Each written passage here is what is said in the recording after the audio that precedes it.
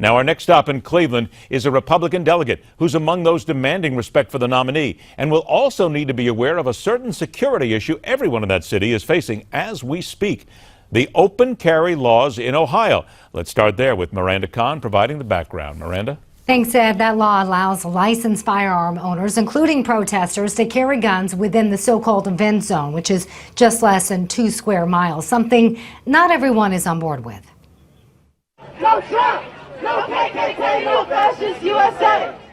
As protesters chant outside the RNC Convention Center in Cleveland, this is about a system that shoots and kills black and brown people. Inside calls for silence.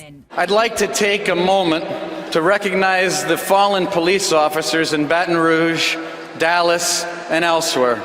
Will you join me in a moment of silence? Police Union Representative Steve Loomis asked Governor John Kasich to suspend a state law that allows for the open carry of firearms, something RNC authorities considered months ago, but decided against it when legal experts determined the governor didn't have the power to do so.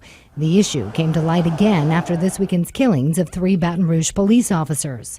This was a diabolical attack on the very fabric of society. Police believe the suspected gunman, Gavin Long, who was killed by police, was targeting police officers. 100% have been successful through fighting back, through bloodshed. It's just pure, unadulterated evil. 5,500 police officers from all around the U.S. will provide security for the RNC convention, which is expected to draw 50,000 people, including thousands of protesters. Ed, back to you. All right, thanks, Miranda. Open carry to opening mouths and inserting feet for those who are trying to block the process on the convention floor, and did so today. Our next stop, welcome back former chair of the House Intelligence Committee, author of Architects of Disaster, The Destruction of Libya, Shillman Sr fellow at the Investigative Project on Terrorism, Pete Hoekstra, joins the Hardline. All right, Pete, you were on the floor today, and what we saw from a lot of the media who were right there, the live reports, was that it was absolute chaos. All right, give us some reality of what happened on the floor and your opinion of what went on. Well, if that's the definition of absolute chaos, it wasn't very serious. It was, hey, there was a little bit of excitement on the floor, but I think it was overblown by the media. People were getting, tweets. They were getting messages from their friends back home and saying, wow, what's happening on the floor? And it's like, oh, just a little bit of a shakeup, but nothing big, and it was over very, very quickly. It wasn't a big deal. There's a tremendous amount of tension. Miranda just talked about it a little bit. I wanted to as well. The open carry discussion that has been going on in Ohio right now, the number of security officials who are there right now. Pete, what's the sense of the delegates there, the sort of gamut that you've had to run here today with security? Do you feel as if, Pete, that maybe they should have done something to take the open carry guns off the street, or do you feel completely safe the way it's put together right now?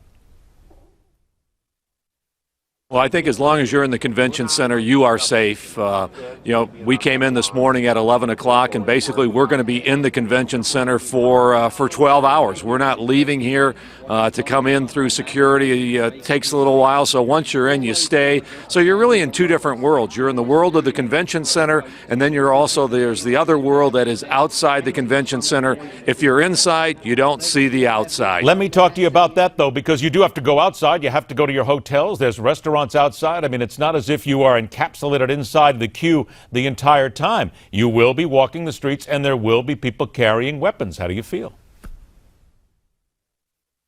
I walked on the streets Saturday night. I walked them again on Sunday. I felt perfectly safe.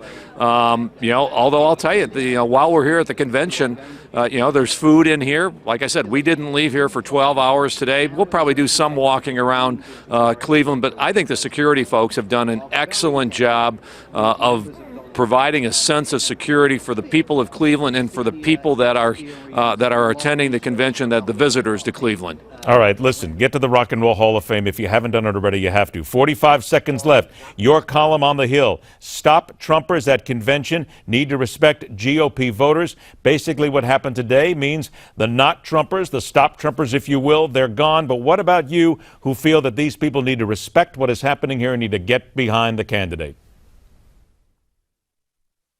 Well, this is a binary choice. It's either going to be Hillary Clinton or Donald Trump that's going to be our next president. Whether it's the Supreme Court, whether it's foreign policy, whether it's turning this economy around, Donald Trump is is the much better candidate to get us to where we need to go. It's time for us to unite as a party, unite with the independents, the blue-collar Democrats that are flocking to Donald Trump. We'll win this election.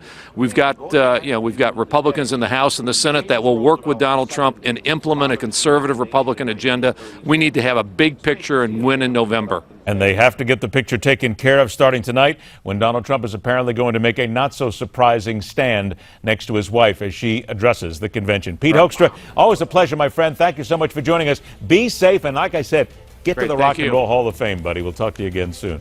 All right, the cold and calculating manner in which the execution of 3 police officers was carried out, and the need for solutions instead of this constant standard blowhard of setting blame on everyone and everything. Plus, we will get to your phone calls as the Hardline continues.